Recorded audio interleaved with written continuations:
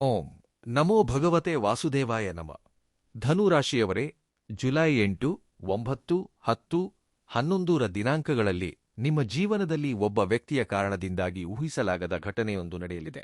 ಮುಖ್ಯವಾಗಿ CSC ಎಂಬ ಅಕ್ಷರದಿಂದ ಹೆಸರು ಪ್ರಾರಂಭವಾಗುವ ವ್ಯಕ್ತಿಯು ನಿಮ್ಮ ಜೀವನದಲ್ಲಿ ಮಾಡಲಿರುವ ಕೆಲಸದ ಬಗ್ಗೆ ತಿಳಿದರೆ ನೀವು ನಿಜವಾಗಿಯೂ ಆಶ್ಚರ್ಯಪಡುತ್ತೀರಿ. ಇದುವರೆಗೆ ನಿಮಗೆ ತಿಳಿಯದಂತೆ ನಡೆದ ಒಂದು ವಿಷಯವು ಹೊರಬರಬಹುದು. ನೀವು ಕಾಯುತ್ತಿದ್ದ ಒಂದು ಮಾಹಿತಿ ನಿಮಗೆ ಸಿಗಬಹುದು. ನಿಂತು ಹೋಗಿದೆ ಎಂದು ಭಾವಿಸಿದ್ದ ಕೆಲಸವು ಮತ್ತೆ ಮುಂದುವರಿಯಬಹುದು. ಅಥವಾ ನೀವು ನಂಬಿದ ವ್ಯಕ್ತಿಯ ಬಗ್ಗೆ ಒಂದು ಮುಖ್ಯವಾದ ನಿಜ ಸಂಗತಿ ತಿಳಿಯುವ ಅವಕಾಶವಿದೆ.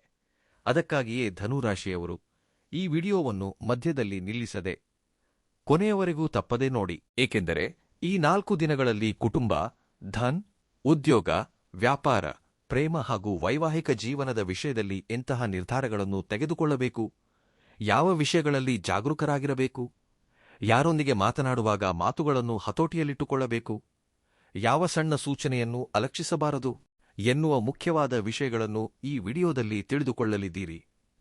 ಮುಖ್ಯವಾಗಿ ಎಸ್ ಎಂಬ ವ್ಯಕ್ತಿಯು ನಿಮಗೆ ಒಳ್ಳೆಯದನ್ನು ಮಾಡಲಿದ್ದಾನಾ? ಒಂದು ಅವಕಾಶವನ್ನು ನಿಮ್ಮ ಬಳಿಗೆ ತರಲಿದ್ದಾನಾ? ಹಳೆಯ ವಿಷಯವನ್ನು ಮತ್ತೆ ನಿಮ್ಮ ಮುಂದೆ ತರಲಿದ್ದಾನಾ? ಅಥವಾ ನಿಮಗೆ ತಿಳಿಯದ ಒಂದು ಸತ್ಯವನ್ನು ಹೊರಹಾಕಲಿದ್ದಾನಾ ಎಂಬ ವಿಷಯವನ್ನು ಈ ವಿಡಿಯೋದಲ್ಲಿ ವಿವರವಾಗಿ ತಿಳಿದುಕೊಳ್ಳೋಣ. ಅವಸರಪಟ್ಟು ಯಾರನ್ನೂ ಅನುಮಾನಿಸಬೇಡಿ. ಆದರೆ ಈ 4 ದಿನಗಳಲ್ಲಿ ನಿಮಗೆ ಬರುವ ಸಂದೇಶಗಳು, ದೂರವಾಣಿ ಕರೆಗಳು ಹಾಗೂ ಹಳೆಯ ಪರಿಚಯಸ್ಥರಿಂದ ಬರುವ ಮಾಹಿತಿಯನ್ನು ಮಾತ್ರ ಜಾಗರೂಕತೆಯಿಂದ ಗಮನಿಸಿ. ನೀವು ಇದುವರೆಗೆ ನಮ್ಮ ದೇವರ ಅನುಗ್ರಹ ಚಾನೆಲ್ಗೆ ಸಬ್ಸ್ಕ್ರೈಬ್ ಮಾಡಿಕೊಳ್ಳದಿದ್ರೆ ಈಗಲೇ ಸಬ್ಸ್ಕ್ರೈಬ್ ಮಾಡಿಕೊಂಡು ಪಕ್ಕದಲ್ಲೇ ಇರುವ ಬೆಲ್ ಗುರುತನ್ನು ಒತ್ತಿರಿ. ಇದರ ಮೂಲಕ ನಿಮ್ಮ ರಾಶಿಗೆ ಸಂಬಂಧಿಸಿದ ಮುಖ್ಯವಾದ ಫಲಿತಾಂಶಗಳು, ಗ್ರಹಗಳ ಪ್ರಭಾವಗಳು ಹಾಗೂ ಪರಿಹಾರಗಳು ಕಾಲಕಾಲಕ್ಕೆ ನಿಮಗೆ ದೊರೆಯುತ್ತವೆ. ಹಾಗೆಯೇ ಈ ವಿಡಿಯೋದಲ್ಲಿ ಹೇಳುವ ಫಲಿತಾಂಶಗಳು ನಿಮ್ಮ ಜೀವನದಲ್ಲಿ ನಡೆಯುತ್ತಿವೆಯೇ ಇಲ್ಲವೇ ಎಂಬುದನ್ನು ತಪ್ಪದೆ ಕಮೆಂಟ್ ಬಾಕ್ಸ್ನಲ್ಲಿ ತಿಳಿಸಿ. ನೀವು ಹಂಚಿಕೊಳ್ಳುವ ಅನುಭವ ನಮಗೆ ಅತ್ಯಂತ ಮುಖ್ಯವಾದುದು. ಈಗ ಯಾವುದೇ ತಡವಿಲ್ಲದೆ ಜುಲೈ 8, 9, 10, 11ರ ದಿನಾಂಕಗಳಲ್ಲಿ ಧನು ರಾಶಿಯವರ ಜೀವನದಲ್ಲಿ ನಡೆಯಲಿರುವ ಮುಖ್ಯವಾದ ಬದಲಾವಣೆಗಳು ಹಾಗೂ ಎಸ್ ಎಂಬ ವ್ಯಕ್ತಿಯಿಂದ ಉಂಟಾಗಲಿರುವ ಆಶ್ಚರ್ಯಕರ ಬೆಳವಣಿಗೆಯ ಬಗ್ಗೆ ತಿಳಿದುಕೊಳ್ಳೋಣ. ಧನುರಾಶಿಯವರಿಗೆ ಒಂದು ವಿಶೇಷವಾದ ಸ್ವಭಾವವಿರುತ್ತದೆ. ನೀವು ಯಾರನ್ನಾದರೂ ನಂಬಿದರೆ ಅರ್ಧ ಮನಸ್ಸಿನಿಂದ ನಂಬುವುದಿಲ್ಲ, ಸಂಪೂರ್ಣವಾಗಿ ನಂಬುತ್ತೀರಿ. ನಿಮ್ಮ ಬಳಿ ಇರುವುದು ಸಣ್ಣದಾಗಿದ್ದರೂ ಹಂಚಿಕೊಳ್ಳುತ್ತೀರಿ. ನಿಮಗೆ ಕಷ್ಟವಿದ್ದರೂ ಎದುರಿಗಿರುವವರ ಕಷ್ಟವನ್ನು ನೋಡಿ ಸಹಾಯ ಮಾಡಲು ಮುಂದೆ ಹೋಗುತ್ತೀರಿ. ಆದರೆ ಇದೇ ಒಳ್ಳೆಯ ಗುಣವು ಕೆಲವೊಮ್ಮೆ ನಿಮಗೆ ತೊಂದರೆಯನ್ನು ಸಹ ತರುತ್ತದೆ. ಏಕೆಂದರೆ ನಿಮ್ಮಂತಹುದೇ ಮನಸ್ಸು ಎಲ್ಲರಿಗೂ ಇರುತ್ತದೆ ಎಂದು ನೀವು ಭಾವಿಸುತ್ತೀರಿ. ನೀವು ಯಾರಿಗಾದರೂ ಒಳ್ಳೆಯದನ್ನು ಮಾಡಿದರೆ ಅವರು ಸಹ ನಿಮಗೆ ಒಳ್ಳೆಯದನ್ನೇ ಮಾಡುತ್ತಾರೆ ಎಂದು ಆಶಿಸುತ್ತೀರಿ. ಆದರೆ ಎಲ್ಲರೂ ಒಂದೇ ರೀತಿ ಇರುವುದಿಲ್ಲ. ಜುಲೈ 8, 9, 10, 11ರ ದಿನಾಂಕಗಳಲ್ಲಿ ಈ ಸ್ವಭಾವವೇ ಒಂದು ಮುಖ್ಯವಾದ ಘಟನೆಗೆ ಕಾರಣವಾಗಬಹುದು. ಮುಖ್ಯವಾಗಿ ನಿಮಗೆ ತಿಳಿದಿರುವ ಒಬ್ಬ ವ್ಯಕ್ತಿಯ ಬಗ್ಗೆ ಹೊಸ ವಿಷಯವೊಂದನ್ನು ತಿಳಿದುಕೊಳ್ಳುವ ಅವಕಾಶವಿದೆ. ಆ ವ್ಯಕ್ತಿಯ ಹೆಸರು ಅಥವಾ ಕರೆಯುವ ಹೆಸರಿನಲ್ಲಿ ಎಸ್ ಎಂಬ ಅಕ್ಷರಕ್ಕೆ ಸಂಬಂಧವಿರಬಹುದು. ಇದುವರೆಗೆ ಆ ವ್ಯಕ್ತಿ ನಿಮ್ಮ ಬಗ್ಗೆ ಏನೆಂದುಕೊಂಡಿದ್ದಾನೆ? ನಿಮ್ಮ ಬೆನ್ನ ಹಿಂದೆ ಏನು ಮಾತನಾಡುತ್ತಿದ್ದಾನೆ? ನಿಮಗಾಗಿ ಏನಾದರೂ ಪ್ರಯತ್ನಿಸುತ್ತಿದ್ದಾನಾ ಎಂಬ ವಿಷಯ ನಿಮಗೆ ಸ್ಪಷ್ಟವಾಗಿ ತಿಳಿದಿಲ್ಲದಿರಬಹುದು. ಆದರೆ ಈ 4 ದಿನಗಳಲ್ಲಿ ಒಂದು ಮಾತಿನ ಮೂಲಕ, ಒಂದು ದೂರವಾಣಿ ಕರೆಯ ಮೂಲಕ ಅಥವಾ 3ನೇ ವ್ಯಕ್ತಿಯ ಮೂಲಕ ಒಂದು ವಿಷಯವು ನಿಮ್ಮ ಕಿವಿಗೆ ಬೀಳುವ ಸೂಚನೆ ಕಾಣಿಸುತ್ತಿದೆ. ಇಲ್ಲಿ ನೀವು ಮಾಡಬೇಕಾಗಿರುವುದು ಒಂದೇ: ವಿಷಯವನ್ನು ಕೇಳಿದ ತಕ್ಷಣ ಕೋಪಗೊಳ್ಳಬೇಡಿ. ಏಕೆಂದರೆ ಮೊದಲಿಗೆ ನಿಮಗೆ ನಕಾರಾತ್ಮಕವಾಗಿ, ವಿರುದ್ಧವಾಗಿ ಅನಿಸಿದ ವಿಷಯವು ಕೊನೆಯಲ್ಲಿ ನಿಮಗೆ ಅನುಕೂಲಕರವಾಗಿ ಬದಲಾಗಬಹುದು. ಉದಾಹರಣೆಗೆ, ನೀವು ಒಂದು ಅವಕಾಶಕ್ಕಾಗಿ ಪ್ರಯತ್ನಿಸಿ ಅದು ಸಿಗದೇ ಇರಬಹುದು. ಅದಕ್ಕೆ ಯಾರೋ ಅಡ್ಡಿಪಡಿಸಿದ್ದಾರೆ ಎಂದು ನೀವು ಅಂದುಕೊಂಡಿರಬಹುದು. ಆದರೆ ಈಗ ತಿಳಿಯಲಿರುವ ಸತ್ಯವೇನೆಂದರೆ, ಆ ಅವಕಾಶ ನಿಮಗೆ ಸಿಗದೇ ಹೋದದ್ದಕ್ಕಾಗಿಯೇ ಮತ್ತೊಂದು ಒಳ್ಳೆಯ ಮಾರ್ಗವು ಮುಕ್ತವಾಗಿರಬಹುದು. ಧನುರಾಶಿಯವರಿಗೆ ಮತ್ತೊಂದು ಮುಖ್ಯವಾದ ಲಕ್ಷಣವೇನೆಂದರೆ, ಮನಸ್ಸಿನಲ್ಲಿ ಎಷ್ಟೇ ಬೇಸರವಿದ್ದರೂ ಹೊರಗಡೆ ನಗುತ್ತಾ ಕಾಣಿಸಿಕೊಳ್ಳುತ್ತಾರೆ. ಕುಟುಂಬದ ಸದಸ್ಯರಿಗೂ ಎಲ್ಲಾ ವಿಷಯಗಳನ್ನು ಹೇಳುವುದಿಲ್ಲ. ನನ್ನ ಸಮಸ್ಯೆಯನ್ನು ನಾನೇ ನೋಡಿಕೊಳ್ಳುತ್ತೇನೆ ಎಂದು ಒಂಟಿಯಾಗಿ ಹೋರಾಡುತ್ತಾರೆ. ಈ 4 ದಿನಗಳಲ್ಲಿ ಮಾತ್ರ ನಿಮಗೆ ನಂಬಿಕಸ್ಥರಾದ ವ್ಯಕ್ತಿಯೊಂದಿಗೆ ಒಂದು ಮುಖ್ಯವಾದ ವಿಷಯವನ್ನು ಮಾತನಾಡಬೇಕಾಗಿ ಬರಬಹುದು. ಆ ಸಂಭಾಷಣೆಯ ನಂತರ ನಿಮ್ಮ ಮನಸ್ಸಿನಲ್ಲಿರುವ ಭಾರವು ಸ್ವಲ್ಪ ಕಡಿಮೆಯಾಗುವ ಅವಕಾಶವಿದೆ. ಈ ಸಮಯದಲ್ಲಿ ಧನುರಾಶಿಯವರಿಗೆ ಕೆಲವು ವಿಷಯಗಳು ತುಂಬಾ ನಿಧಾನವಾಗಿ ನಡೆಯುತ್ತಿರುವಂತೆ ಅನಿಸಬಹುದು. ನೀವು ಪ್ರಯತ್ನಪಡುತ್ತಿದ್ದೀರಿ, ಆದರೆ ಫಲಿತಾಂಶ ತಡವಾಗಿ ಬರುತ್ತಿದೆ. ಹಣ ಬರಬೇಕಾಗಿದೆ, ಆದರೆ ವಿಳಂಬವಾಗುತ್ತಿದೆ. ಉದ್ಯೋಗಕ್ಕಾಗಿ ಪ್ರಯತ್ನಿಸುತ್ತಿದ್ದೀರಿ, ಆದರೆ ಯಾವುದೇ ಉತ್ತರ ಬರುತ್ತಿಲ್ಲ. ವಿವಾಹದ ಪ್ರಯತ್ನಗಳು ನಡೆಯುತ್ತಿವೆ, ಆದರೆ ಕೊನೆಯ ಕ್ಷಣದಲ್ಲಿ ಯಾವುದೋ ಕಾರಣದಿಂದ ನಿಂತು ಹೋಗುತ್ತಿವೆ. ವ್ಯಾಪಾರದಲ್ಲಿ ಒಳ್ಳೆಯ ಮಾತುಗಳನ್ನು ಹೇಳಿದ ವ್ಯಕ್ತಿಯು ನಂತರ ಸ್ಪಂದಿಸದೇ ಇರಬಹುದು. ಇಂತಹ ಪರಿಸ್ಥಿತಿಗಳು ನಿಮ್ಮಲ್ಲಿ ನಿರಾಶೆಯನ್ನು ಹೆಚ್ಚಿಸಿರಬಹುದು. ಆದರೆ ಜುಲೈ 8ರಿಂದ 11ರ ನಡುವೆ ಒಂದು ಸಣ್ಣ ಬದಲಾವಣೆ ಕಾಣಿಸಬಹುದು. ಸಂಪೂರ್ಣವಾಗಿ ಎಲ್ಲಾ ಸಮಸ್ಯೆಗಳು ಒಂದೇ ಬಾರಿಗೆ ಪರಿಹಾರವಾಗುತ್ತವೆ ಎಂದಲ್ಲ, ಆದರೆ ವಿಳಂಬ ಏಕೆ ಆಗುತ್ತಿದೆ ಎಂಬ ವಿಷಯವೂ ಅರ್ಥವಾಗುವ ಅವಕಾಶವಿದೆ. ಕಾರಣ ತಿಳಿದ ನಂತರ ದಾರಿಯೂ ಕಾಣಿಸುತ್ತದೆ. ಕತ್ತಲೆಯ ಕೋಣೆಯಲ್ಲಿ ದೀಪವನ್ನು ಹಚ್ಚಿದಾಗ ಇಡೀ ಕೋಣೆಯು ಒಂದೇ ಬಾರಿಗೆ ಬದಲಾಗುವುದಿಲ್ಲ, ಆದರೆ ಯಾವ ಕಡೆ ನಡೆಯಬೇಕು ಎಂಬುದು ತಿಳಿಯುತ್ತದೆ. ಈ 4 ದಿನಗಳ ಪರಿಸ್ಥಿತಿಯೂ ಅಂತಹದ್ದೇ ಆಗಿದೆ. ಇಲ್ಲೂ ಸಹ ಎಸ್ ಎಂಬ ವ್ಯಕ್ತಿಯ ಪ್ರಭಾವ ಕಾಣಿಸಬಹುದು. ನೀವು ಕಾಯುತ್ತಿರುವ ಮಾಹಿತಿ ಆ ವ್ಯಕ್ತಿಯ ಮೂಲಕ ಬರಬಹುದು. ಉದ್ಯೋಗದಲ್ಲಿ ಖಾಲಿ ಹುದ್ದೆ ಇದೆ ಎಂದು ಹೇಳಬಹುದು. ನಿಮಗೆ ಬರಬೇಕಾದ ಹಣದ ಬಗ್ಗೆ ಮಾಹಿತಿ ನೀಡಬಹುದು. ಒಬ್ಬ ಅಧಿಕಾರಿಯನ್ನು ಅಥವಾ ಅಗತ್ಯವಿರುವ ವ್ಯಕ್ತಿಯನ್ನು ಪರಿಚಯಿಸಬಹುದು, ಅಥವಾ ನೀವು ಮಾಡುತ್ತಿರುವ ತಪ್ಪನ್ನು ನೇರವಾಗಿ ಹೇಳಬಹುದು. ಮೊದಲಿಗೆ ಆ ಮಾತು ನಿಮಗೆ ಇಷ್ಟವಾಗದಿದ್ದರೂ ನಂತರ ಯೋಚಿಸಿದರೆ ಅದರಲ್ಲಿ ಸತ್ಯವಿದೆ ಎಂಬುದು ಅರ್ಥವಾಗಬಹುದು. ಮುಖ್ಯವಾಗಿ ಜುಲೈ 8ರಂದು ಬರುವ ಪ್ರತಿಯೊಂದು ಮಾಹಿತಿಯನ್ನು ಸಂಪೂರ್ಣವಾಗಿ ಓದಿ. ದೂರವಾಣಿಗೆ ಬಂದ ಸಂದೇಶವನ್ನು ನೋಡಿ ಅಲಕ್ಷಿಸಬೇಡಿ. ತಿಳಿಯದ ಸಂಖ್ಯೆಯಿಂದ ಅನ್ನೋನ್ ನಂಬರ್ ಬಂದ ಕರೆ ಎಂದು ಪೂರ್ತಿಯಾಗಿ ನಿರ್ಲಕ್ಷಿಸಬೇಡಿ. ಆದರೆ ವಂಚನೆಯ ಕರೆಗಳ ವಿಷಯದಲ್ಲಿ ಜಾಗರೂಕರಾಗಿರಬೇಕು.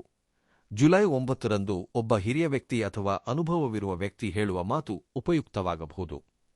ಜುಲೈ 10ರಂದು ಸಂಬಂಧಗಳ ವಿಷಯದಲ್ಲಿ ಒಂದು ಸತ್ಯ ತಿಳಿಯುವ ಅವಕಾಶವಿರುತ್ತದೆ. ಜುಲೈ 11ರಂದು ಜವಾಬ್ದಾರಿ ಹೆಚ್ಚಿರುವ ಒಂದು ನಿರ್ಧಾರವನ್ನು ತೆಗೆದುಕೊಳ್ಳಲು ಅಗತ್ಯವಿರುವ ಸ್ಪಷ್ಟತೆ ಸಿಗುತ್ತದೆ. ನೀವು ತುಂಬಾ ದಿನಗಳಿಂದ ಒಂದು ಕೆಲಸವನ್ನು ಮಾಡಬೇಕೆಂದುಕೊಂಡು ಮುಂದೂಡುತ್ತಾ ಬಂದಿದ್ದರೆ ಈ ಸಮಯದಲ್ಲಿ ಅದನ್ನು ಸಣ್ಣ ಮಟ್ಟದಲ್ಲಾದರೂ ಪ್ರಾರಂಭಿಸುವುದು ಒಳ್ಳೆಯದು. ಏಕೆಂದರೆ ನಿಮಗೆ ಈಗ ದೊಡ್ಡ ಹೆಜ್ಜೆಗಿಂತ ಮೊದಲ ಹೆಜ್ಜೆ ಮುಖ್ಯವಾಗಿದೆ. ಯಾರೋ ಬಂದು ನಿಮ್ಮ ಜೀವನವನ್ನು ಸಂಪೂರ್ಣವಾಗಿ ಬದಲಾಯಿಸುತ್ತಾರೆ ಎಂದು ಕಾಯದೆ, ನಿಮಗೆ ಸಿಕ್ಕ ಸಹಾಯವನ್ನು ಬಳಸಿಕೊಂಡು ಮುಂದೆ ನಡೆಯಬೇಕು. ಕುಟುಂಬದ ವಿಷಯದಲ್ಲಿ ಧನುರಾಶಿಯವರಿಗೆ ಈ 4 ದಿನಗಳಲ್ಲಿ ಒಂದು ಮುಖ್ಯವಾದ ಪರೀಕ್ಷೆಯು ಮಾತುಗಳ ರೂಪದಲ್ಲಿ ಬರಬಹುದು. ನೀವು ಸಾಮಾನ್ಯವಾಗಿ ಹೇಳಿದ ಮಾತನ್ನು ಮನೆಯಲ್ಲಿ ಒಬ್ಬರು ತಪ್ಪಾಗಿ ಅರ್ಥಮಾಡಿಕೊಳ್ಳುವ ಅವಕಾಶವಿದೆ. ಮುಖ್ಯವಾಗಿ ಹಣ, ಆಸ್ತಿ, ಕುಟುಂಬದ ಜವಾಬ್ದಾರಿಗಳು ಅಥವಾ ಈ ಹಿಂದೆ ನಡೆದ ಘಟನೆಯ ಬಗ್ಗೆ ಮಾತನಾಡುವಾಗ ಪ್ರಶಾಂತವಾಗಿ ಮಾತನಾಡಬೇಕು. ನಿಮ್ಮ ಕುಟುಂಬದಲ್ಲಿ ಕೆಲವು ಸಮಯದಿಂದ ಒಂದು ವಿಷಯದ ಬಗ್ಗೆ ಸ್ಪಷ್ಟತೆ ಇಲ್ಲದಿರಬಹುದು. ಯಾರು ಜವಾಬ್ದಾರಿ ತೆಗೆದುಕೊಳ್ಳಬೇಕು, ಯಾರು ಹಣ ನೀಡಬೇಕು, ಒಂದು ಕೆಲಸವನ್ನು ಯಾವಾಗ ಮಾಡಬೇಕು ಎಂಬ ವಿಷಯದಲ್ಲಿ ಮಾತುಕತೆಗಳು ನಡೆಯುತ್ತಿರಬಹುದು. ಈಗ ಆ ವಿಷಯವು ಮತ್ತೆ ಮುನ್ನೆಲೆಗೆ ಬರಬಹುದು. ಈ ಬಾರಿ ಕೋಪದಿಂದ ಮಾತನಾಡಿದರೆ ಸಮಸ್ಯೆ ಹೆಚ್ಚಾಗುತ್ತದೆ. ಆದರೆ ಪ್ರತಿಯೊಬ್ಬರ ಮಾತನ್ನು ಕೇಳಿ ನಿರ್ಧಾರ ತೆಗೆದುಕೊಂಡರೆ ಪರಿಹಾರ ಸಿಗುತ್ತದೆ. ಮನೆಯ ವಿಷಯಗಳಲ್ಲಿ ಹೊರಗಿನವರ ಮಾತಿಗೆ ಹೆಚ್ಚಿನ ಪ್ರಾಧಾನ್ಯತೆ ನೀಡಬೇಡಿ. ನಿಮ್ಮ ಕುಟುಂಬದ ಸದಸ್ಯರ ಬಗ್ಗೆ ಮೂರನೇ ವ್ಯಕ್ತಿ ಏನಾದರೂ ಹೇಳಿದರೆ ತಕ್ಷಣ ನಂಬಬೇಡಿ. ಮೊದಲಿಗೆ ಸಂಬಂಧಪಟ್ಟ ವ್ಯಕ್ತಿಯೊಂದಿಗೆ ಮಾತನಾಡಿ. ಯಾಕೆಂದರೆ ಈ ಸಮಯದಲ್ಲಿ ಅರ್ಧ ಸತ್ಯವು ನಿಮಗೆ ಪೂರ್ಣ ಸತ್ಯದಂತೆ ಕೇಳಿಸುವ ಅವಕಾಶವಿದೆ. ಎಂಬ ವ್ಯಕ್ತಿಯು ಕುಟುಂಬಕ್ಕೆ ಸಂಬಂಧಿಸಿದ ಒಂದು ವಿಷಯವನ್ನು ನಿಮಗೆ ಹೇಳಬಹುದು. ಅದು ಒಬ್ಬ ರಕ್ತ ಸಂಬಂಧಿಯ ಬಗ್ಗೆ ಇರಬಹುದು, ಹಣದ ವಿಷಯವಿರಬಹುದು, ಅಥವಾ ಹಿಂದೆ ನಡೆದ ಘಟನೆಯ ಬಗ್ಗೆ ಇರಬಹುದು. ನೀವು ಆ ವಿಷಯವನ್ನು ಕೇಳಿದಾಗ ಇದು ನನಗೆ ಇಷ್ಟು ದಿನ ಏಕೆ ಹೇಳಲಿಲ್ಲ ಎಂದು ಆಶ್ಚರ್ಯಪಡಬಹುದು. ಆದರೆ ಅಲ್ಲೇ ಜಗಳವನ್ನು ಪ್ರಾರಂಭಿಸದೆ ಸಂಪೂರ್ಣ ವಿಷಯವನ್ನು ತಿಳಿದುಕೊಳ್ಳಿ. ವಿವಾಹಿತರಾದ ಧನುರಾಶಿಯವರು ಜೀವನ ಸಂಗಾತಿಯೊಂದಿಗೆ ಮಾತನಾಡುವಾಗ ಹಳೆಯ ವಿಷಯಗಳನ್ನು ಪದೇ ಎತ್ತಿ ಆಡಬೇಡಿ. ಈ ಸಮಯದಲ್ಲಿ ನಿಮ್ಮ ಜೀವನ ಸಂಗಾತಿಗೆ ಬೇಕಾಗಿರುವುದು ದೊಡ್ಡ ಉಡುಗೊರೆಯಲ್ಲ, ತನ್ನ ಮಾತನ್ನು ಕೇಳುವಂತಹ ಮನುಷ್ಯ ಬೇಕು. ಸ್ವಲ್ಪ ಸಮಯ ಕುಳಿತು ಮಾತನಾಡುವುದರಿಂದ ದೊಡ್ಡ ಅಪಾರ್ಥವು ದೂರವಾಗಬಹುದು. ತಂದೆ ತಾಯಿಯಿಂದ ದೂರವಿರುವವರು ಒಂದು ಬಾರಿ ಕರೆ ಮಾಡಿ ಮಾತನಾಡಿ. ಅವರ ಮಾತುಗಳಲ್ಲಿ ನಿಮಗೆ ಅಗತ್ಯವಿರುವ ಧೈರ್ಯ ಸಿಗಬಹುದು. ಮನೆಯಲ್ಲಿ ಹಿರಿಯರು ಯಾವುದಾದರೂ ಸಣ್ಣ ಸಲಹೆ ನೀಡಿದರೆ ನಿಮಗೆ ಅರ್ಥವಾಗುವುದಿಲ್ಲ ಎಂದು ತಕ್ಷಣವೇ ತಳ್ಳಿಹಾಕಬೇಡಿ. ಅನುಭವದಿಂದ ಹೇಳುವ ಒಂದು ಸಣ್ಣ ಮಾತು ನಿಮ್ಮ ನಿರ್ಧಾರವನ್ನು ಬದಲಾಯಿಸಬಹುದು. ಈ 4 ದಿನಗಳಲ್ಲಿ ಧನು ರಾಶಿಯವರಿಗೆ ಅತ್ಯಂತ ಆಸಕ್ತಿದಾಯಕ ವಿಷಯವೆಂದರೆ ಸೆ ಎಂಬ ಅಕ್ಷರಕ್ಕೆ ಸಂಬಂಧವಿರುವ ವ್ಯಕ್ತಿಯ ಪ್ರಭಾವ. ಇಲ್ಲಿ ಒಂದು ವಿಷಯವನ್ನು ಸ್ಪಷ್ಟವಾಗಿ ಅರ್ಥಮಾಡಿಕೊಳ್ಳಬೇಕು. ನಿಮಗೆ ತಿಳಿದಿರುವ ಎಸ್ ಎಂಬ ಪ್ರತಿಯೊಬ್ಬ ವ್ಯಕ್ತಿಯನ್ನು ಅನುಮಾನಿಸಬೇಕಾದ ಅಗತ್ಯವಿಲ್ಲ. ಈ ಸೂಚನೆಯು ಒಬ್ಬ ವ್ಯಕ್ತಿಯ ಮೂಲಕ ಬರುವ ಮಾಹಿತಿ, ಸಹಾಯ, ಪರಿಚಯ ಅಥವಾ ಭೂತಕಾಲಕ್ಕೆ ಸಂಬಂಧಿಸಿದ ಸತ್ಯದ ರೂಪದಲ್ಲಿ ಕಾಣಿಸಿಕೊಳ್ಳಬಹುದು. ಕೆಲವು ಧನುರಾಶಿಯವರಿಗೆ ಈ ವ್ಯಕ್ತಿ ಹಳೆಯ ಸ್ನೇಹಿತನಾಗಿರಬಹುದು. ಬಹಳ ದಿನಗಳಿಂದ ಮಾತನಾಡದ ವ್ಯಕ್ತಿಯು ಹಠಾತ್ತಾಗಿ ಕರೆ ಮಾಡಬಹುದು. ಮೊದಲಿಗೆ ಸಾಮಾನ್ಯವಾಗಿ ಮಾತನಾಡಿ ನಂತರ ನಿಮಗೆ ಅಗತ್ಯವಿರುವ ಒಂದು ಮಾಹಿತಿಯನ್ನು ಹೇಳಬಹುದು. ನೀವು ತುಂಬಾ ದಿನಗಳಿಂದ ಹುಡುಕುತ್ತಿರುವ ಒಂದು ಅವಕಾಶದ ಬಗ್ಗೆ ಅವನಿಗೆ ತಿಳಿದಿರಬಹುದು. ಉದ್ಯೋಗಕ್ಕಾಗಿ ಪ್ರಯತ್ನಿಸುತ್ತಿರುವವರಿಗೆ ಈ ವ್ಯಕ್ತಿಯು ಖಾಲಿಯಿರುವ ಹುದ್ದೆಯ ಬಗ್ಗೆ ಹೇಳಬಹುದು. ಇಲ್ಲಿ ಪ್ರಯತ್ನಿಸು ಎಂದು ಒಂದು ವಿಳಾಸ ಅಥವಾ ಮಾಹಿತಿಯನ್ನು ನೀಡಬಹುದು. ನೀವು ಮೊದಲಿಗೆ ಇದನ್ನು ದೊಡ್ಡದಾಗಿ ಪರಿಣಮಿಸದಿದ್ದರೂ ನಂತರ ಅದೇ ಉಪಯುಕ್ತವಾಗುವ ಅವಕಾಶವಿರುತ್ತದೆ. ಅದಕ್ಕಾಗಿಯೇ ಈ 4 ದಿನಗಳಲ್ಲಿ ಒಳ್ಳೆಯ ಉದ್ದೇಶದಿಂದ ಬರುವ ಸೂಚನೆಗಳನ್ನು ಸಂಪೂರ್ಣವಾಗಿ ಅಲಕ್ಷಿಸಬೇಡಿ. ವ್ಯಾಪಾರ ಮಾಡುತ್ತಿರುವವರಿಗೆ ಎಸ್ ಎಂಬ ವ್ಯಕ್ತಿಯು ಒಬ್ಬ ಹೊಸ ಗ್ರಾಹಕರನ್ನು ಪರಿಚಯಿಸಬಹುದು ಅಥವಾ ಹಿಂದೆ ನಿಂತು ಹೋಗಿದ್ದ ವ್ಯಾಪಾರ ಸಂಬಂಧವು ಮತ್ತೆ ಪ್ರಾರಂಭವಾಗುವಂತೆ ಮಾಡಬಹುದು. ಆದರೆ ಇಲ್ಲೂ ಜಾಗರೂಕತೆ ಅಗತ್ಯ. ಪರಿಚಯಿಸಿದ ವ್ಯಕ್ತಿ ಒಳ್ಳೆಯವನೇ ಆಗಿದ್ದರೂ ವ್ಯಾಪಾರದ ಒಪ್ಪಂದವನ್ನು ದಾಖಲೆಗಳಿಲ್ಲದೆ ಮಾಡಬೇಡಿ. ಸ್ನೇಹವೇ ಬೇರೆ, ಲೆಕ್ಕಾಚಾರವೇ ಬೇರೆ. ಪ್ರೀತಿಯಲ್ಲಿ ಇರುವವರಿಗೆ ಪರಿಸ್ಥಿತಿ ಸ್ವಲ್ಪ ಭಿನ್ನವಾಗಿರಬಹುದು. ನಿಮ್ಮ ಸಂಗಾತಿಯ ಬಗ್ಗೆ ಒಂದು ಮಾಹಿತಿ ಬರಬಹುದು. ಅದು ನಿಜವೋ ಅಲ್ಲವೋ ಎಂದು ತಿಳಿದುಕೊಳ್ಳದೆ ಜಗಳ ಮಾಡಬೇಡಿ. ಕೆಲವರಿಗೆ ಹಳೆಯ ಪ್ರೇಮ ಸಂಬಂಧದಿಂದ ಸಂದೇಶ ಬರಬಹುದು. ಒಂದು ಬಾರಿ ಮಾತನಾಡಬೇಕು ಎಂಬ ಮಾತು ಕೇಳಿಬರಬಹುದು. ಆಗ ಭಾವೋದ್ವೇಗಕ್ಕೆ ಒಳಗಾಗದೆ ಹಿಂದೆ ಏಕೆ ದೂರವಾದಿರಿ ಎಂಬುದನ್ನು ನೆನಪಿನಲ್ಲಿಟ್ಟುಕೊಂಡು ಮಾತನಾಡಬೇಕು. ಇನ್ನು ಕೆಲವರಿಗೆ ಈ ಸಿ ಎಂಬ ವ್ಯಕ್ತಿಯು ನಿಮಗೆ ನೇರವಾಗಿ ಸಹಾಯ ಮಾಡದಿದ್ದರೂ ನಿಮ್ಮ ಬಗ್ಗೆ ಒಳ್ಳೆಯ ಮಾತುಗಳನ್ನು ಹೇಳುವ ಮೂಲಕ ಸಹಾಯ ಮಾಡಬಹುದು. ನಿಮಗೆ ತಿಳಿಯದಂತೆ ಒಂದು ಉದ್ಯೋಗಕ್ಕೆ ನಿಮ್ಮ ಹೆಸರನ್ನು ಸೂಚಿಸಿರಬಹುದು. ವ್ಯಾಪಾರಕ್ಕೆ ನಿಮ್ಮ ಹೆಸರನ್ನು ಶಿಫಾರಸು ಮಾಡಿರಬಹುದು. ವಿವಾಹದ ಸಂಬಂಧದಲ್ಲಿ ನಿಮ್ಮ ಕುಟುಂಬದ ಬಗ್ಗೆ ಒಳ್ಳೆಯ ಮಾತುಗಳನ್ನು ಹೇಳಿರಬಹುದು. ಈ ವಿಷಯ ನಂತರ ನಿಮಗೆ ತಿಳಿದಾಗ ನಿಜವಾಗಿಯೂ ಆಶ್ಚರ್ಯವಾಗಬಹುದು. ಆದರೆ ಇನ್ನೊಂದೆಡೆ ಜಾಗರೂಕತೆಯೂ ಇರಬೇಕು. ನಿಮ್ಮ ವೈಯಕ್ತಿಕ ವಿಷಯಗಳು, ಹಣದ ಸಮಸ್ಯೆಗಳು, ಕುಟುಂಬದ ರಹಸ್ಯಗಳನ್ನು ಎಲ್ಲರೊಂದಿಗೂ ಹಂಚಿಕೊಳ್ಳಬೇಡಿ. ಒಬ್ಬ ವ್ಯಕ್ತಿ ಒಳ್ಳೆಯದಾಗಿ ಮಾತನಾಡುತ್ತಿದ್ದಾನೆ ಎಂದ ಮಾತ್ರಕ್ಕೆ ಜೀವನದ ಪ್ರತಿಯೊಂದು ವಿಷಯವನ್ನು ಹೇಳಬೇಕಾದ ಅಗತ್ಯವಿಲ್ಲ. ನಿಮಗೆ ಸಹಾಯ ಮಾಡುವ ವ್ಯಕ್ತಿಯನ್ನು ಗೌರವಿಸಿ, ಆದರೆ ನಿಮ್ಮ ನಿರ್ಧಾರ ತೆಗೆದುಕೊಳ್ಳುವ ಅಧಿಕಾರವನ್ನು ಸಂಪೂರ್ಣವಾಗಿ ಇತರರ ಕೈಗೆ ಕೊಡಬೇಡಿ. ಉದ್ಯೋಗ ಮಾಡುತ್ತಿರುವ ಧನುರಾಶಿಯವರಿಗೆ ಈ ಸಮಯದಲ್ಲಿ ಕೆಲಸದ ಒತ್ತಡ ಸ್ವಲ್ಪ ಹೆಚ್ಚಾಗುವ ಅವಕಾಶವಿದೆ. ಒಂದು ಕೆಲಸ ಮುಗಿದ ತಕ್ಷಣ ಮತ್ತೊಂದು ಕೆಲಸ ಬರಬಹುದು. ನನಗೆ ಮಾತ್ರ ಏಕೆ ಇಷ್ಟೊಂದು ಕೆಲಸಗಳನ್ನು ನೀಡುತ್ತಿದ್ದಾರೆ ಎಂಬ ಭಾವನೆ ಮೂಡಬಹುದು. ಆದರೆ ಈ ಸಮಯದಲ್ಲಿ ನೀವು ಮಾಡುತ್ತಿರುವ ಕೆಲಸವು ಯಾರೋ ಒಬ್ಬ ಮುಖ್ಯವಾದ ವ್ಯಕ್ತಿಯ ದೃಷ್ಟಿಗೆ ಬೀಳುವ ಅವಕಾಶವಿದೆ.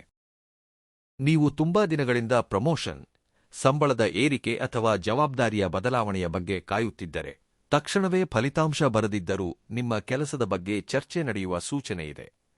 ಕಚೇರಿಯಲ್ಲಿ ನಿಮಗೆ ವಿರುದ್ಧವಾಗಿ ಮಾತನಾಡುವ ವ್ಯಕ್ತಿ ಇದ್ದಾನೆ ಎಂದು ಅನಿಸಿದರೆ ಅವನೊಂದಿಗೆ ನೇರವಾಗಿ ಜಗಳಕ್ಕೆ ಇಳಿಯಬೇಡಿ. ನಿಮ್ಮ ಕೆಲಸವೇ ನಿಮಗೆ ಪ್ರಬಲವಾದ ಉತ್ತರವಾಗಿರಬೇಕು.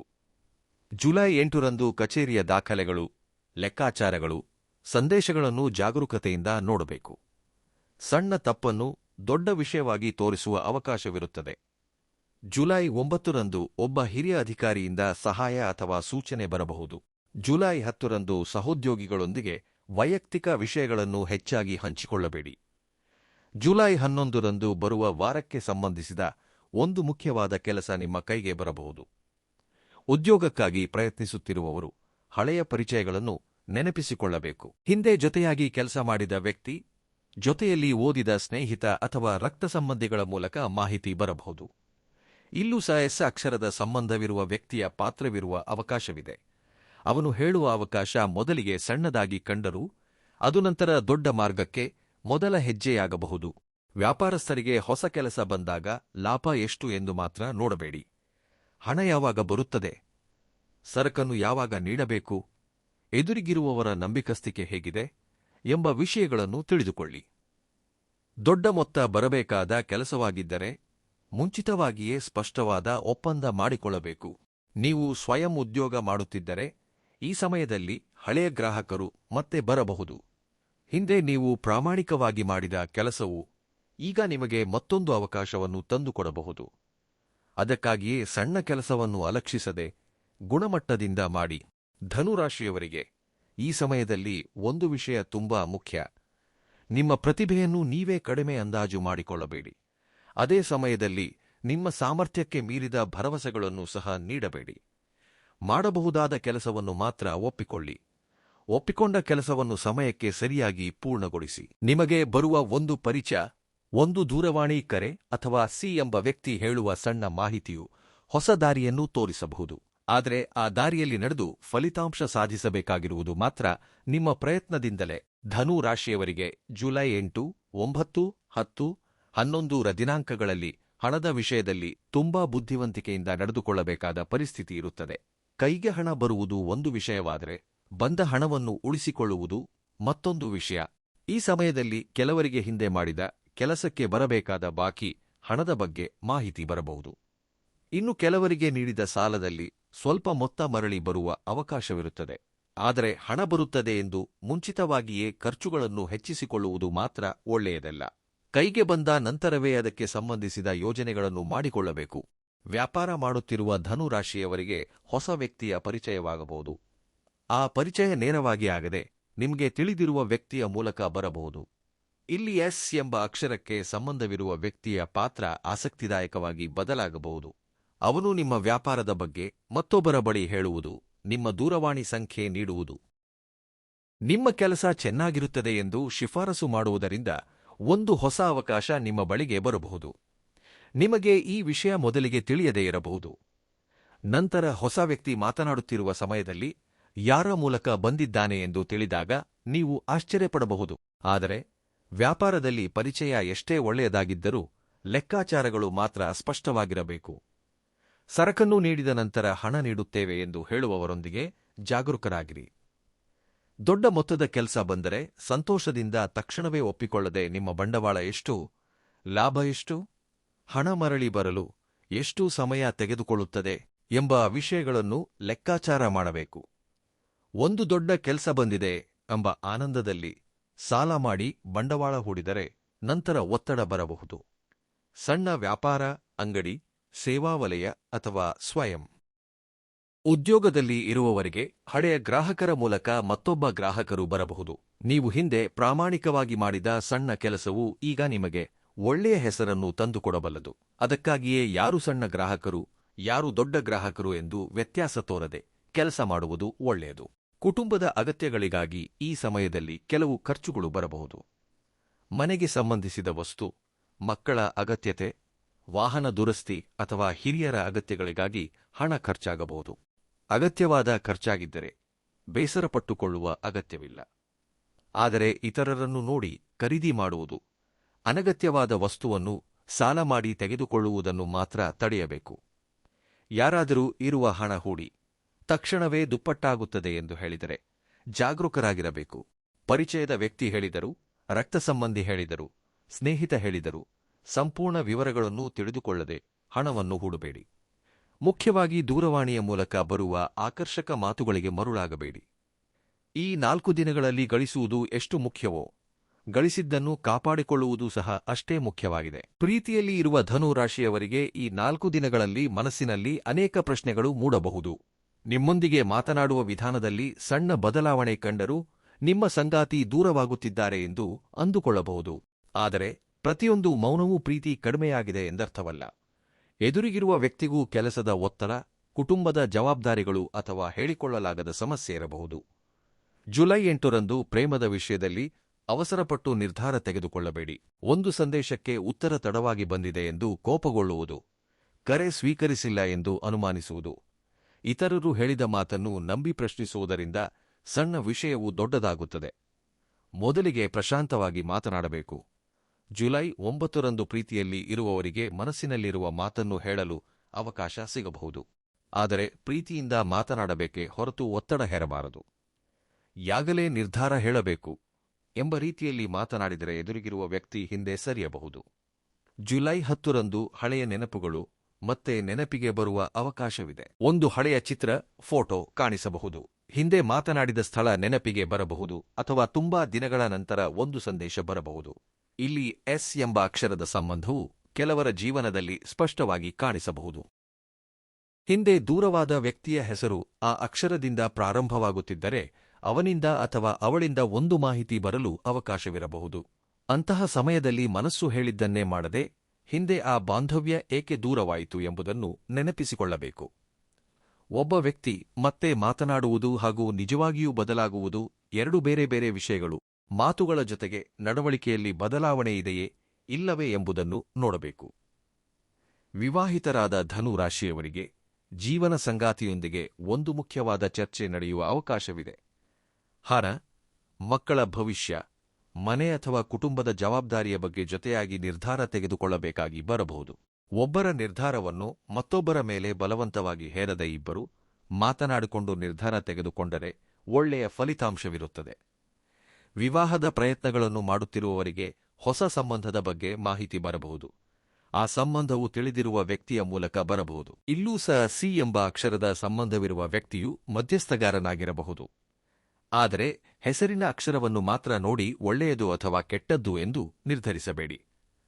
ಕುಟುಂಬದ ಪರಿಸ್ಥಿತಿ, ವ್ಯಕ್ತಿಯ ಸ್ವಭಾವ, ಹವ್ಯಾಸಗಳು, ಜವಾಬ್ದಾರಿ ತೆಗೆದುಕೊಳ್ಳುವ ಗುಣ ಎಲ್ಲವನ್ನೂ ತಿಳಿದುಕೊಂಡ ನಂತರವೇ ನಿರ್ಧಾರ ತೆಗೆದುಕೊಳ್ಳಬೇಕು. ಧನುರಾಶಿಯವರಿಗೆ ಈ ಸಮಯದಲ್ಲಿ ಶಾರೀರಿಕ ಆಯಾಸಕ್ಕಿಂತ ಮಾನಸಿಕ ಆಯಾಸ ಹೆಚ್ಚಾಗಿ ಅನಿಸಬಹುದು. ಒಂದೇ ವಿಷಯದ ಬಗ್ಗೆ ಪದೇ ಪದೇ ಯೋಚಿಸುವುದು, ಇನ್ನೂ ನಡೆಯದ ವಿಷಯವನ್ನು ಮುಂಚಿತವಾಗಿಯೇ ಊಹಿಸಿ ಹೆದರುವುದು, ರಾತ್ರಿ ಮಲಗಿದ ನಂತರವೂ ಸಮಸ್ಯೆಗಳ ಬಗ್ಗೆ ಯೋಚಿಸುವುದರಿಂದ ನಿದ್ದೆ ಸರಿಯಾಗಿ ಬರದೇ ಇರಬಹುದು. ನಿಮಗೊಂದು ಅಭ್ಯಾಸವಿರಬಹುದು. ಹಗಲಿನಲ್ಲಿ ಎಲ್ಲರ ಮುಂದೆ ಧೈರ್ಯವಾಗಿರುತ್ತೀರಿ, ಆದರೆ ರಾತ್ರಿ ಒಂಟಿಯಾಗಿದ್ದಾಗ ಎಲ್ಲಾ ಸಮಸ್ಯೆಗಳನ್ನು ಒಂದೇ ಬಾರಿಗೆ ನೆನಪಿಸಿಕೊಳ್ಳುತ್ತೀರಿ. ಹಣದ ಬಗ್ಗೆ ಒಂದು ಯೋಚನೆ, ಕುಟುಂಬದ ಬಗ್ಗೆ ಮತ್ತೊಂದು ಯೋಚನೆ, ಉದ್ಯೋಗದ ಬಗ್ಗೆ ಇನ್ನೊಂದು ಭಯ, ಹೀಗೆ ಮನಸ್ಸಿಗೆ ವಿಶ್ರಾಂತಿ ಇಲ್ಲದಂತೆ ಮಾಡಿಕೊಳ್ಳುತ್ತೀರಿ. ಈ 4 ದಿನಗಳಲ್ಲಿ ಈ ಅಭ್ಯಾಸವನ್ನು ಕಡಿಮೆ ಮಾಡಿಕೊಳ್ಳುವುದು ಅಗತ್ಯ. ಊಟವನ್ನು ಸರಿಯಾದ ಸಮಯಕ್ಕೆ ಮಾಡಬೇಕು. ಕೆಲಸವಿದೆ ಎಂದು ಬೆಳಗಿನ ಊಟವನ್ನು ಬಿಡುವುದು, ಮಧ್ಯಾಹ್ನ ತಡವಾಗಿ ತಿನ್ನುವುದು, ರಾತ್ರಿ ಹೆಚ್ಚಾಗಿ ತಿನ್ನುವುದರಿಂದ ದೇಹಕ್ಕೆ ಅಸ್ವಸ್ಥತೆ ಉಂಟಾಗಬಹುದು. ನೀರನ್ನು ಸಾಕಷ್ಟು ಪ್ರಮಾಣದಲ್ಲಿ ತೆಗೆದುಕೊಳ್ಳಬೇಕು. ಸಾಧ್ಯವಾದಷ್ಟು ಮಟ್ಟಿಗೆ ಬೆಳಿಗ್ಗೆ ಸ್ವಲ್ಪ ಸಮಯ ನಡೆಯುವುದು ಒಳ್ಳೆಯದು. ದೂರವಾಣಿಯಲ್ಲಿ ಬರುವ ಪ್ರತಿಯೊಂದು ವಿಷಯವನ್ನು ಮನಸ್ಸಿಗೆ ಹಚ್ಚಿಕೊಳ್ಳಬೇಡಿ. ಮುಖ್ಯವಾಗಿ ರಾತ್ರಿ ಮಲಗುವ ಮುನ್ನ ಆತಂಕ ಉಂಟುಮಾಡುವ ಸುದ್ದಿಗಳು ಅಥವಾ ವಾದಗಳನ್ನು ನೋಡದೇ ಇರುವುದು ಒಳ್ಳೆಯದು. ಒಂದು ಸಂದೇಶವನ್ನು ನೋಡಿ ತಕ್ಷಣವೇ ಮನಸ್ಸನ್ನು ಕೆಡಿಸಿಕೊಳ್ಳುವುದಕ್ಕಿಂತ ಬೆಳಿಗ್ಗೆ ಪ್ರಶಾಂತವಾಗಿ ನೋಡಿ ಸ್ಪಂದಿಸುವುದು ಒಳ್ಳೆಯದು. ಸಿ ಎಂಬ ವ್ಯಕ್ತಿಯಿಂದ ಬರುವ ಒಂದು ಮಾಹಿತಿಯು ನಿಮ್ಮ ಮನಸ್ಸನ್ನು ಸ್ವಲ್ಪ ಕಲಕಬಹುದು. ಅದು ಕಡ್ಡಾಯವಾಗಿ ಕೆಟ್ಟ ಮಾಹಿತಿಯೇ ಆಗಬೇಕಾದ ಅಗತ್ಯವಿಲ್ಲ. ನೀವು ಊಹಿಸದ ವಿಷಯವಾಗಿರುವುದರಿಂದ ಮೊದಲಿಗೆ ಆಶ್ಚರ್ಯವಾಗಬಹುದು. ಅಂತಹ ಸಮಯದಲ್ಲಿ ತಕ್ಷಣವೇ ಹೆದರದೆ ಸಂಪೂರ್ಣ ವಿವರಗಳನ್ನು ತಿಳಿದುಕೊಳ್ಳಬೇಕು. ದೇಹದಲ್ಲಿ ಯಾವುದಾದರೂ ಸಮಸ್ಯೆ ಮುಂದುವರಿಯುತ್ತಿದ್ದರೆ ನಿರ್ಲಕ್ಷಿಸಬೇಡಿ. ಅಗತ್ಯವಿದ್ದರೆ ವೈದ್ಯರನ್ನು ಸಂಪರ್ಕಿಸಬೇಕು. ಪ್ರಾರ್ಥನೆ ಮನಸ್ಸಿಗೆ ಧೈರ್ಯವನ್ನು ನೀಡುತ್ತದೆ, ಆದರೆ ಅಗತ್ಯವಿರುವ ವೈದ್ಯಕೀಯ ಸಲಹೆಯನ್ನು ಮುಂದೂಡಲು ಕಾರಣವಾಗಬಾರದು. ಕೋಪ ಬಂದಾಗ ತಕ್ಷಣವೇ ಉತ್ತರ ನೀಡದೆ ಸ್ವಲ್ಪ ಸಮಯ ತೆಗೆದುಕೊಳ್ಳುವುದು ಒಳ್ಳೆಯದು. ನೀವು ಕೋಪದಲ್ಲಿ ಹೇಳಿದ ಮಾತು ನಂತರ ನಿಮಗೆ ಬೇಸರವನ್ನು ಉಂಟುಮಾಡಬಹುದು. ಮುಖ್ಯವಾಗಿ ಕುಟುಂಬದ ಸದಸ್ಯರೊಂದಿಗೆ ಮಾತನಾಡುವ ವಿಷಯದಲ್ಲಿ ಜಾಗರೂಕರಾಗಿರಬೇಕು. ಧನುರಾಶಿಗೆ ಗುರು ಭಗವಾನನ ಅನುಗ್ರಹ ತುಂಬಾ ಮುಖ್ಯವಾದುದು. ಆದ್ದರಿಂದ ಜುಲೈ 9ರ ಗುರುವಾರದಂದು ಅವಕಾಶವಿರುವವರು ಶ್ರೀ ಮಹಾವಿಷ್ಣು ದೇವಸ್ಥಾನ ಅಥವಾ ಶ್ರೀ ವೆಂಕಟೇಶ್ವರ ಸ್ವಾಮಿ ದೇವಸ್ಥಾನಕ್ಕೆ ಭೇಟಿ ನೀಡಿ. ದೂರವಿರುವ ದೊಡ್ಡ ಕ್ಷೇತ್ರಕ್ಕೆ ಹೋಗಬೇಕೆಂಬ ನಿಯಮವಿಲ್ಲ. ನಿಮ್ಮ ಮನೆಗೆ ಹತ್ತಿರದಲ್ಲಿರುವ ದೇವಸ್ಥಾನದಲ್ಲಿ ಪ್ರಶಾಂತವಾಗಿ ಸ್ವಲ್ಪ ಸಮಯ ಕುಳಿತು ಪ್ರಾರ್ಥಿಸುವುದು ಸಹ ಒಳ್ಳೆಯದೇ. ದೇವಸ್ಥಾನಕ್ಕೆ ಹೋದಾಗ ಕೇವಲ ಕೋರಿಕೆಗಳ ಪಟ್ಟಿಯನ್ನು ಮಾತ್ರ ಹೇಳದೆ ಇದುವರೆಗೆ ನಿಮಗೆ ಲಭಿಸಿದ ಒಳ್ಳೆಯ ವಿಷಯಗಳಿಗೆ ಕೃತಜ್ಞತೆಗಳನ್ನು ಸಲ್ಲಿಸಿ. ಮನಸ್ಸಿನಲ್ಲಿರುವ ಒಂದು ಮುಖ್ಯವಾದ ಕೋರಿಕೆಯನ್ನು ಸ್ಪಷ್ಟವಾಗಿ ಹೇಳಿಕೊಂಡು ಅದಕ್ಕಾಗಿ ನೀವು ಮಾಡಬೇಕಾದ ಪ್ರಯತ್ನವನ್ನು ಸಹ ಮುಂದುವರಿಸಿ. ಗುರುವಾರದ ದಿನ ನಿಮಗೆ ಸಾಧ್ಯವಾದರೆ ಒಬ್ಬ ಬಡ ವಿದ್ಯಾರ್ಥಿಗೆ ಪುಸ್ತಕ, ಪೆನ್ನು ಅಥವಾ ಓದಿಗೆ ಉಪಯುಕ್ತವಾಗುವ ವಸ್ತುವನ್ನು ನೀಡಿ. ಅದು ದೊಡ್ಡ ಮೊತ್ತದಲ್ಲಿ ಇರಬೇಕಾದ ಅಗತ್ಯವಿಲ್ಲ. ಮನಸ್ಸಿನಿಂದ ಮಾಡುವ ಸಣ್ಣ ಸಹಾಯವೂ ಒಳ್ಳೆಯ ಕೆಲಸವಾಗುತ್ತದೆ. ಜುಲೈ 10ರ ಶುಕ್ರವಾರದಂದು ಲಕ್ಷ್ಮೀನಾರಾಯಣ ಸ್ವಾಮಿ ಅಥವಾ ಅಮ್ಮನವರ ದೇವಸ್ಥಾನಕ್ಕೆ ಭೇಟಿ ನೀಡಬಹುದು. ಮನೆಯಲ್ಲಿ ದೀಪವನ್ನು ಹಚ್ಚಿ ಕುಟುಂಬದ ಶಾಂತಿಗಾಗಿ ಪ್ರಾರ್ಥಿಸಿ. ಪತಿ ಪತ್ನಿಯರ ನಡುವೆ ಅಪಾರ್ಥವಿದ್ದರೆ ಆ ದಿನ ಕೋಪದಿಂದಲ್ಲದೆ ಪ್ರೀತಿಯಿಂದ ಮಾತನಾಡಲು ಪ್ರಯತ್ನಿಸಿ. ಜುಲೈ 11ರ ಶನಿವಾರದಂದು ಹನುಮಂತನ ದೇವಸ್ಥಾನಕ್ಕೆ ಭೇಟಿ ನೀಡುವುದು ಒಳ್ಳೆಯದು. ಸಾಧ್ಯವಿರುವವರು ಹನುಮಾನ್ ಚಾಲೀಸಾವನ್ನು ಓದಬಹುದು. ಓದಲು ಬರದೇ ಇರುವವರು ಶ್ರೀರಾಮ ನಾಮವನ್ನು ಭಕ್ತಿಯಿಂದ ಜಪಿಸಬಹುದು. ಶನಿವಾರದ ದಿನದಂದು ವೃದ್ಧರಿಗೆ ಅಥವಾ ಶ್ರಮಜೀವಿಗಳಿಗೆ ಆಹಾರವನ್ನು ನೀಡುವುದು ಒಳ್ಳೆಯ ಸೇವೆ. ಸಿ ಎಂಬ ವ್ಯಕ್ತಿಯಿಂದ ನಿಮಗೆ ಸಹಾಯವಾದರೆ ಕೃತಜ್ಞತೆ ಹೇಳುವುದನ್ನು ಮರೆಯಬೇಡಿ. ನಮಗೆ ಉಪಯುಕ್ತವಾದ ವ್ಯಕ್ತಿಯನ್ನು ನೆನಪಿನಲ್ಲಿಟ್ಟುಕೊಳ್ಳುವುದು ಸಹ ಒಳ್ಳೆಯ ಗುಣವೇ. ಅದೇ ಸಮಯದಲ್ಲಿ ಆ ವ್ಯಕ್ತಿಯ ಕಾರಣದಿಂದ ನಿಮಗೆ ಒಂದು ಬೇಸರ ತರುವ ಸತ್ಯ ತಿಳ್ಕಾಂಪ್ಲೆಕ್ಸಾದರೂ ಪ್ರತಿಕಾರ ತೀರಿಸಿಕೊಳ್ಳುವ ಬಗ್ಗೆ ಯೋಚಿಸದೆ ಆ ಸತ್ಯದಿಂದ ಕಲಿಯಬೇಕಾದ ಪಾಠ ಏನೆಂಬುದನ್ನು ನೋಡಿ ಪ್ರತಿ ಬೆಳಿಗ್ಗೆ ಸ್ನಾನ ಮಾಡಿದ ನಂತರ ಓಂ ನಮೋ ಭಗವತೆ ವಾಸುದೇವಾಯಿ ಎಂಬ ಮಂತ್ರವನ್ನು ಭಕ್ತಿಯಿಂದ ಜಪಿಸಬಹುದು. ಸಂಖ್ಯೆಗಿಂತ ಭಕ್ತಿ ಮುಖ್ಯ. ಬೇಗನೆ ಹೇಳಿ ಮುಗಿಸುವುದಕ್ಕಿಂತ ಅರ್ಥದೊಂದಿಗೆ ಪ್ರಶಾಂತವಾಗಿ ಜಪಿಸುವುದು ಒಳ್ಳೆಯದು. ಜುಲೈ 8ರಂದು ನಿಮಗೆ ಬರುವ ಮಾಹಿತಿಯ ವಿಷಯದಲ್ಲಿ ಜಾಗರೂಕತೆ ಅಗತ್ಯ. ಒಂದು ಸಂದೇಶ, ದೂರವಾಣಿ ಕರೆ ಅಥವಾ ಹಳೆಯ ಪರಿಚಯದಿಂದ ಬರುವ ಮಾತಿನಲ್ಲಿ ಉಪಯುಕ್ತವಾದ ವಿಷಯವಿರಬಹುದು. ಆದರೆ ಯಾವುದಾದರೂ ಹಣ ಕೇಳುವ ಸಂದೇಶವಾಗಿದ್ದರೆ ಅದು ನಿಜವೋ ಅಲ್ಲವೋ ಎಂದು ಖಚಿತಪಡಿಸಿಕೊಳ್ಳಿ. ನಿಮಗೆ ತಿಳಿದಿರುವ ವ್ಯಕ್ತಿಯ ಹೆಸರನ್ನು ಬಳಸಿಕೊಂಡು ಯಾರಾದರೂ ಮಾತನಾಡಿದರೂ ಸಹ ನೇರವಾಗಿ ಆ ವ್ಯಕ್ತಿಯನ್ನು ಸಂಪರ್ಕಿಸಿ ತಿಳಿದುಕೊಳ್ಳಿ. ಜುಲೈ 9ರಂದು ಒಂದು ನಿರ್ಧಾರ ತೆಗೆದುಕೊಳ್ಳುವ ಮುನ್ನ ಹಿರಿಯರ ಸಲಹೆ ಪಡೆದುಕೊಳ್ಳುವುದು ಒಳ್ಳೆಯದು. ಉದ್ಯೋಗವನ್ನು ಬದಲಾಯಿಸುವುದು, ವ್ಯಾಪಾರದಲ್ಲಿ ಬಂಡವಾಳ ಹೂಡುವುದು, ವಿವಾಹದ ಸಂಬಂಧಕ್ಕೆ ಉತ್ತರ ನೀಡುವುದು ಮುಂತಾದ ವಿಷಯಗಳಲ್ಲಿ ಒಂದು ದಿನ ಯೋಚಿಸಿ ನಿರ್ಧಾರ ತೆಗೆದುಕೊಳ್ಳುವುದರಿಂದ ಯಾವುದೇ ನಷ್ಟವಿರುವುದಿಲ್ಲ. ಜುಲೈ 10ರಂದು ಸಂಬಂಧಗಳ ವಿಷಯದಲ್ಲಿ ನಿಮ್ಮ ಮನಸ್ಸು ಸ್ವಲ್ಪ ಸೂಕ್ಷ್ಮವಾಗಿರಬಹುದು. ಯಾರೋ ಹೇಳಿದ ಮಾತನ್ನು ಪದೇ ನೆನಪಿಸಿಕೊಳ್ಳಬಹುದು. ಆ ದಿನ ಹಳೆಯ ವ್ಯಕ್ತಿಯಿಂದ ಮಾಹಿತಿ ಬಂದರೆ ತಕ್ಷಣವೇ ಹಳೆಯ ಬಾಂಧವ್ಯಕ್ಕೆ ಮರಳದೆ ಪ್ರಸ್ತುತ ನಿಮ್ಮ ಜೀವನ ಯಾವ ಸ್ಥಿತಿಯಲ್ಲಿದೆ ಎಂಬುದನ್ನು ಸಹ ಯೋಚಿಸಬೇಕು. ಜುಲೈ 11ರಂದು ಜವಾಬ್ದಾರಿಗಳು ಹೆಚ್ಚಿವೆ ಎನಿಸಿದರೂ ಒಂದು ಕೆಲಸವನ್ನು ಪೂರ್ಣಗೊಳಿಸಿದ ತೃಪ್ತಿ ಸಿಗಬಹುದು. ಮನೆಗೆ ಸಂಬಂಧಿಸಿದ ಕೆಲಸ, ವ್ಯಾಪಾರದ ಲೆಕ್ಕ ಅಥವಾ ಉದ್ಯೋಗಕ್ಕೆ ಸಂಬಂಧಿಸಿದ ಬಾಕಿ ಇರುವ ಜವಾಬ್ದಾರಿಯನ್ನು ಪೂರ್ಣಗೊಳಿಸಲು ಪ್ರಯತ್ನಿಸಿ. ಸಣ್ಣ ಕೆಲಸವಾದರೂ ಪೂರ್ಣಗೊಳಿಸುವುದರಿಂದ ಮನಸ್ಸಿಗೆ ಧೈರ್ಯ ಬರುತ್ತದೆ. ಈ ಸಮಯದಲ್ಲಿ ಎಸ್ ಎಂಬ ವ್ಯಕ್ತಿಯ ಮೂಲಕ ಬರುವ ವಿಷಯವು ನಿಮ್ಮ ಜೀವನದಲ್ಲಿ ಒಂದು ಹೊಸ ಆಲೋಚನೆಗೆ ಕಾರಣವಾಗಬಹುದು. ಅವನು ನಿಮಗೆ ಒಂದು ಅವಕಾಶವನ್ನು ತೋರಿಸಬಹುದು, ಒಂದು ಸತ್ಯವನ್ನು ಹೇಳಬಹುದು, ಒಬ್ಬ ವ್ಯಕ್ತಿಯನ್ನು ಪರಿಚಯಿಸಬಹುದು ಅಥವಾ ನೀವು ಬಹಳ ದಿನಗಳಿಂದ ತಪ್ಪಾಗಿ ಅರ್ಥ ಮಾಡಿಕೊಂಡಿದ್ದ ವಿಷಯವನ್ನು ಸರಿಪಡಿಸಬಹುದು. ನಿಮಗೆ ಬರುವ ಪ್ರತಿಯೊಂದು ವಿಷಯವನ್ನು ಭಯದಿಂದ ನೋಡದೆ ಬುದ್ಧಿವಂತಿಕೆಯಿಂದ ಪರಿಶೀಲಿಸುವುದು ಮುಖ್ಯ. ನೀವು ಒಂದು ಅವಕಾಶಕ್ಕಾಗಿ ಬಹಳ ದಿನಗಳಿಂದ ಕಾಯುತ್ತಿದ್ದರೆ ಅದು ನೀವು ಊಹಿಸಿದ ರೂಪದಲ್ಲೇ ಬರಬೇಕೆಂದು ಅಂದುಕೊಳ್ಳಬೇಡಿ. ಕೆಲವೊಮ್ಮೆ ದೊಡ್ಡ ಬದಲಾವಣೆಯು ಅತ್ಯಂತ ಸಣ್ಣ ಮಾತಿನಿಂದ ಪ್ರಾರಂಭವಾಗುತ್ತದೆ. ಒಂದು ಬಾರಿ ಇಲ್ಲಿ ಪ್ರಯತ್ನಿಸು, ಈ ವ್ಯಕ್ತಿಯೊಂದಿಗೆ ಮಾತನಾಡು, ಈ ಕೆಲಸ ನಿನಗೆ ಸರಿಹೊಂದುತ್ತದೆ ಎಂಬ ಸಣ್ಣ ಸೂಚನೆಯೂ ಸಹ ಹೊಸ ದಾರಿಯನ್ನು ತೆರೆಯಬಹುದು. ಧನುರಾಶಿಯವರೇ, ಜುಲೈ 8, 9, 10, 11ರ ದಿನಾಂಕಗಳಲ್ಲಿ ನಿಮ್ಮ ಜೀವನದಲ್ಲಿ ನಡೆಯುವ ಪ್ರತಿಯೊಂದು ಸಣ್ಣ ಬದಲಾವಣೆಯನ್ನು ಭಯದಿಂದಲ್ಲದೆ ಜಾಗರೂಕತೆಯಿಂದ ಗಮನಿಸಿ. ಮುಖ್ಯವಾಗಿ ಸಿ ಎಂಬ ಅಕ್ಷರಕ್ಕೆ ಸಂಬಂಧವಿರುವ ವ್ಯಕ್ತಿಯಿಂದ ಬರುವ ಮಾತು, ಮಾಹಿತಿ ಅಥವಾ ಪರಿಚಯವು ನಿಮಗೆ ಊಹಿಸಲಾಗದ ರೀತಿಯಲ್ಲಿ ಉಪಯುಕ್ತವಾಗುವ ಅವಕಾಶವಿದೆ. ಅದೇ ಸಮಯದಲ್ಲಿ ಯಾವುದೇ ವಿಷಯವನ್ನು ಸಂಪೂರ್ಣವಾಗಿ ತಿಳಿದುಕೊಂಡ ನಂತರವೇ ನಿರ್ಧಾರ ತೆಗೆದುಕೊಳ್ಳಿ. ನಿಮ್ಮ ಪ್ರಯತ್ನವನ್ನು ಮಧ್ಯದಲ್ಲಿ ನಿಲ್ಲಿಸಬೇಡಿ. ಒಂದು ಬಾರಿ ಫಲಿತಾಂಶ ಬರಲಿಲ್ಲ ಎಂದ ಮಾತ್ರಕ್ಕೆ ನಿಮಗೆ ಸಾಮರ್ಥ್ಯವಿಲ್ಲ ಎಂದು ಅಂದುಕೊಳ್ಳಬೇಡಿ.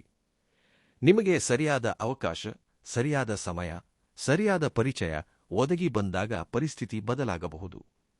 ಆ ಅವಕಾಶ ಸಣ್ಣದಾಗಿ ಕಂಡರೂ ಅಲಕ್ಷಿಸದೆ ಪರಿಶೀಲಿಸಿ. ಈ ಫಲಿತಾಂಶಗಳಲ್ಲಿ ಹೇಳಿದ ವಿಷಯಗಳು ನಿಮ್ಮ ಜೀವನದಲ್ಲಿ ನಡೆಯುತ್ತಿವೆಯೇ ಇಲ್ಲವೇ, ನಿಮ್ಮ ಪರಿಸ್ಥಿತಿಗೆ ಸರಿಹೊಂದುತ್ತಿವೆಯೇ ಎಂಬ ವಿಷಯವನ್ನು ಕಮೆಂಟ್ ಬಾಕ್ಸ್ನಲ್ಲಿ ತಪ್ಪದೇ ತಿಳಿಸಿ. ನಿಮ್ಮ ಅನುಭವವನ್ನು ಪ್ರಾಮಾಣಿಕವಾಗಿ ಹಂಚಿಕೊಳ್ಳಿ. ನಮ್ಮ ಚಾನೆಲ್ ಇನ್ನೂ ಸಬ್ಸ್ಕ್ರೈಬ್ ಮಾಡಿಕೊಳ್ಳದಿದ್ದರೆ ಸಬ್ಸ್ಕ್ರೈಬ್ ಮಾಡಿಕೊಂಡು ಪಕ್ಕದಲ್ಲಿರುವ ಬೆಲ್ ಗುರುತನ್ನು ಒತ್ತಿರಿ. ನಿಮ್ಮ ರಾಶಿಗೆ ಸಂಬಂಧಿಸಿದ ಮುಖ್ಯವಾದ ಫಲಿತಾಂಶಗಳು, ಗ್ರಹಗಳ ಪ್ರಭಾವಗಳು ಮತ್ತು ಸುಲಭವಾದ ಪರಿಹಾರಗಳನ್ನು ತಿಳಿದುಕೊಳ್ಳಲು ವಾಹಿನಿಯೊಂದಿಗೆ ಜೊತೆಯಾಗಿರಿ. ಶ್ರೀ ಮಹಾವಿಷ್ಣುವಿನ ಅನುಗ್ರಹದಿಂದ ನಿಮ್ಮ ಮನೆಯಲ್ಲಿ ಶಾಂತಿ ನೆಲೆಸಲಿ. ನಿಮ್ಮ ಕಷ್ಟಕ್ಕೆ ತಕ್ಕ ಫಲಿತಾಂಶ ಬರಲಿ. ನಿಂತು ಹೋಗಿರುವ ಒಳ್ಳೆಯ ಕೆಲಸಗಳು ಮುಂದೆ ಸಾಗಲಿ. ಕುಟುಂಬದಲ್ಲಿ ಪ್ರೀತಿ ಹೆಚ್ಚಾಗಲಿ. ಆರೋಗ್ಯ, ಧೈರ್ಯ ಹಾಗೂ ಆರ್ಥಿಕ ಸ್ಥಿರತೆ ಉಂಟಾಗಲಿ. ನಿಮ್ಮ ಮನಸ್ಸಿನಲ್ಲಿರುವ ಒಳ್ಳೆಯ ಕೋರಿಕೆಗಳು ನೆರವೇರಲಿ ಎಂದು ಆಶಿಸುತ್ತಾ ಭಕ್ತಿಯಿಂದ ಓಂ ನಮೋ ಭಗವತೆ ವಾಸುದೇವಾಯ ಎಂದು ಕಮೆಂಟ್ ಬಾಕ್ಸ್ನಲ್ಲಿ ಬರೆಯಿರಿ.